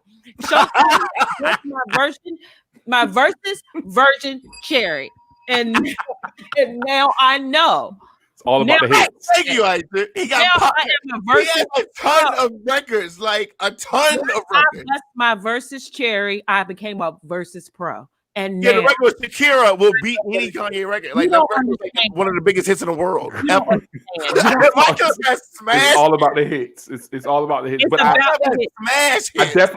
definitely think Wyclef has 20 hits. I just can't name them off the top of my head. He definitely has 20 hits. He has 20 of them. But again, I think he was wrong in saying that there are only 2 people who can battle him, because y'all didn't even mention his statement about Will.i.am. So name 20 Will.i.am hits that could go against a Verzuz. With the Black Eyed Peas, like, are you kidding me? Will.i.am? Name Will.i.am have a lot of solo features like that. Well, I'm assuming he would include his Black Eyed Peas joint. Yeah, he got a lot of Black Eyed Peas. Right? I mean, Black Eyed Peas is a huge fan base. Right, and you would have to include his Black Eyed Peas joints before Fergie came into the group. But that's what I'm saying. It's as if they are taking away. You are supposed to be matching people that is similar to your genre, like that is similar to you. Why are you dinging me? Similar. There's no you in similar. That's just me. I said similar. Now I'll agree.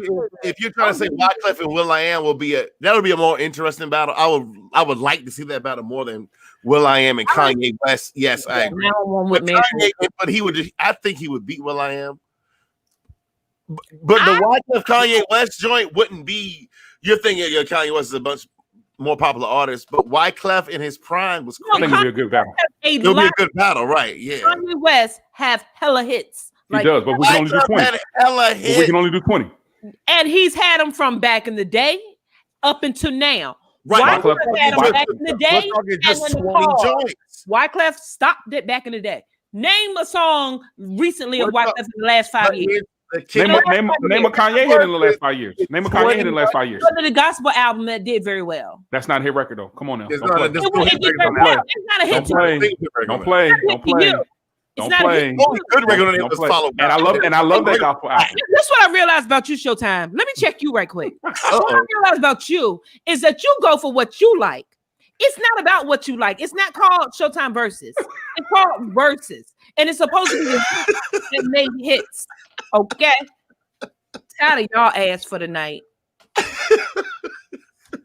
Sick of y'all ass. Let's wrap this shit up.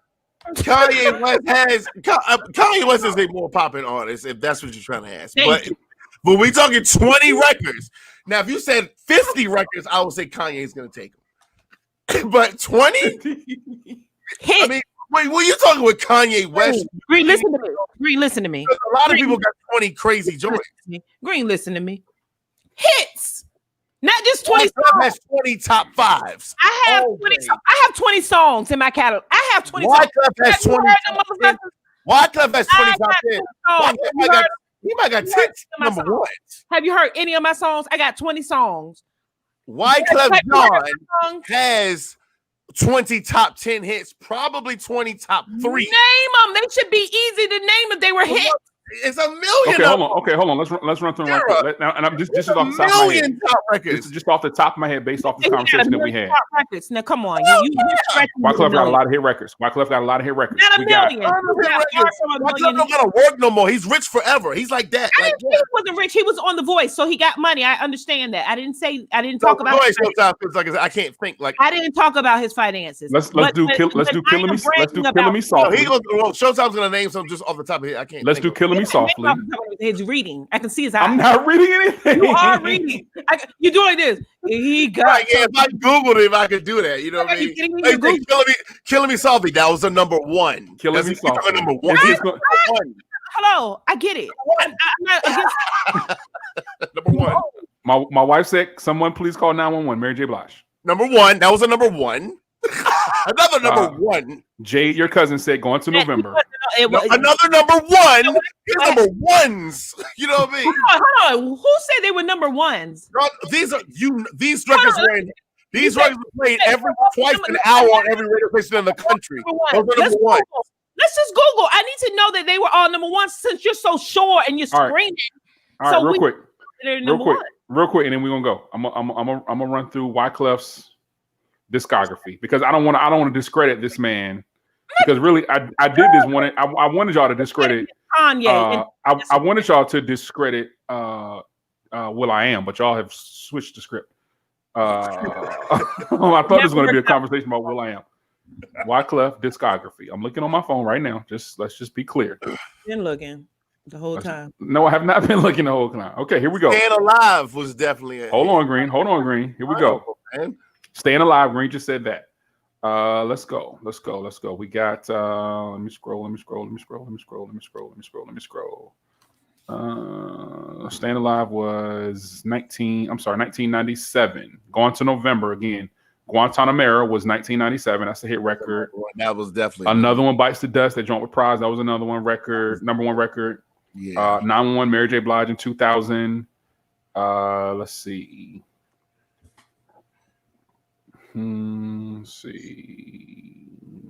Staying Alive peaked at number 45 on U.S. Billboard's Hot 100 charts for a total of 12 weeks. When I tell you what's number one and what's not, you need to listen. That wasn't. I don't believe that at all. I'm Googling it. Do you want to Google? Just Google. Hold on. How about okay? So let's do this. Let's do Destiny's Child. No. Wyclef produced that. That's number one. He's not on it. That's his record. That's his record. He produced it. But if you talking Kanye, we gotta talk. I'll give it to you. If we talking Kanye, we gotta talk producers. I give it to you. All right. Maria. I said that was number one. That was a number one. Let's go back to Staying Alive that you told me was number one though. It was number 12, not even in the top 10. No, not number 12. Number 45. I'm sorry for 12. No, hold on. I lost where I was. Number 45. Are you kidding? You want to? No. So we trying to stay alive, featuring the Bee Gees and Prize in the United States rap on the rap charts. It was number 3. What was? Staying Alive. That was a big record. US Hot 100. It was number 1 on 106 in Park 100 times in a row. So I don't know what you're talking about. Right. What year? Huge, yo. Showtime. Do you want me to share my screen so I can embarrass y'all both? That was 1997. I'm on Billboard's. I'm on Billboard's website, and in 1997, it peaked at You said number 45 on the Hot 100, but on the rap charts, it was number 3. On the rap charts, that's like nigga Twitter. 3. Like that don't count. We don't care about that. The big boys. This is a rap. He was at number 45. 45. It's a rap versus 45. So RG, not a rap versus. Patti, Labelle, and Gladys Knight rap. It pains me. No, but him and Wyclef. Him and Kanye. It pains me that you're trying to play out. Wyclef. No, I'm not. I'm just saying he's not to me. If it was, let's not forget those the City High record. He brought a City High. Wyclef brought a City High. He was on that record too. He was on that record. How many? Is it one song? How many songs? They only had one good record. You can't say it like City High had more than one songs, but you're only saying no. I'm just saying that's a record that he that's the record he could. Okay, you're at the one with Shakira had to be number 1. You're at 6. I'll give you. Shakira had to be number 1. I'm not knocking him. I just said he couldn't go against Kanye. That's all. I think he could. I know he could because I don't base my verses over Billboard charts. I don't base my verses on Billboard. I base my verses on the vibe and the quality of the actual and what you feel don't mean correct. Shit. I am like I said, but here's the thing.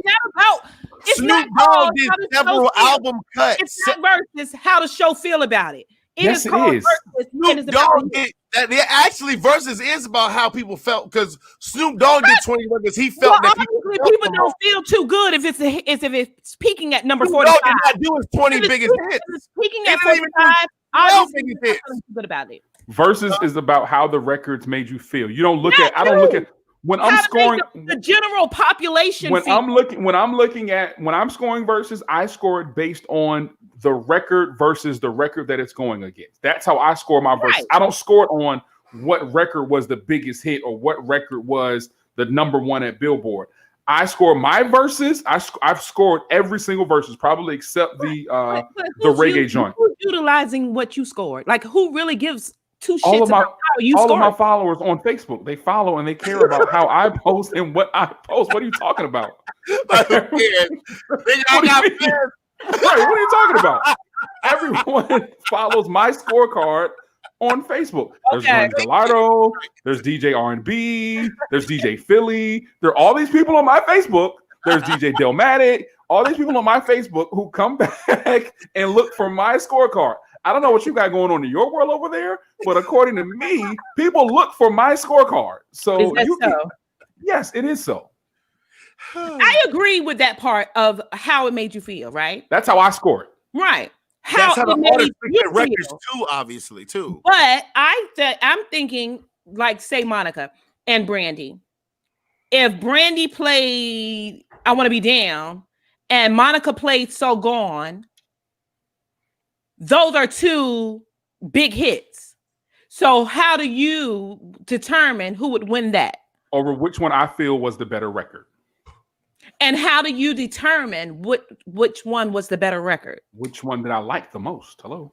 You like or the public like? Me, because it's my scorecard. It's not anybody else's scorecard besides me. That's why this shit is irrelevant because it's yours. That's what I'm saying. I'm very relevant. Real verses, and the real verses are the hits. No, they're not. Not Showtime hits, Snoop Dogg did G's and Hustlers. That was an album cut, but people in the street, especially in the West Coast, they loved it.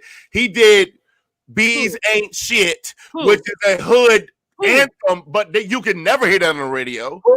Snoop Dogg did. I can say it's a title of the song. Bitches Ain't Shit. You can never hear that on the radio ever anywhere in the world. But that was an anthem to men in New Plan. But was it a hot song? It was a. Yes. Was it? Yes. Okay, so I don't understand what's the problem. I said it has to be. It was not. It will never be on a Billboard chart. It wasn't. It has to be a hit. It don't have to be on a Billboard. But if I Googled it and I looked it up on YouTube, it has millions of views because it's a hit. Right. Time out. Let me say this. I'm gonna take y'all out the screen. So RG bases her versus scorecard on how many views it has on YouTube. You are a lie show. That's not fair. You just are basing it on everything. It's a hit. So if So Gone had 1,000 views, I don't care if it had 0 views. If So Gone had 1,000 views on YouTube, that means that song could not be a hit because songs that are hit, people go search for and they watch. Songs that are hits get a lot of views. They get millions of views. So if you don't get millions of views, it couldn't be a hit, period. Can I ask just one question before we wrap this thing up? Before I wrap this thing up, are you aware, RG? I just have one question. No. Yo, she did a little kid shit. I just have one question. Are you, RG, aware or are you not aware that people can purchase views on YouTube? No. Okay, that's all I need to say. Let's go ahead and wrap this thing up. All right, so you know how I said, be thankful for what you have. It's always someone with less. Tomorrow is never promised. So today, let's all consider ourselves blessed. We will check in with y'all next Thursday at 8 o'clock. Shout out to Dutchess on the check-in. We definitely appreciate her for showing all of that love. Make sure you follow her at Dutchess of Ink. Make sure you download her music. Just make sure you check out all of the queen shit she got going on because she's super, super dope. And we love having people like that on the show. Green, what you got? If you have step, you're going to get half results. And hard work always pays off. Follow me at I am DJ Green on all social media platforms. And the party don't stop, as he would say. I had to say the party don't stop. Yeah, party don't stop. RG, what you got? Okay, just want to say I need all of y'all to go to YouTube and subscribe to our YouTube channel. Yes. We have some big things coming, but we need to get these subscribers up so that we can start doing some of these things we have for y'all. I mean, we have some big things coming. I'll say this: the game changes at 1,000 subscribers. It changes. Y'all don't even understand what we have coming. When we hit 1,000 subscribers, the game actually it officially changes. So follow us on YouTube. Make sure you subscribe to our YouTube channel because at 1,000 subscribers, like the video, comment too. Yeah, Talk of the Town Unfiltered. We appreciate that love, but just mark my words, the game changes at 1,000 followers. We'll see y'all next Thursday, man. We'll holler at y'all. We'll see you when you see. Peace.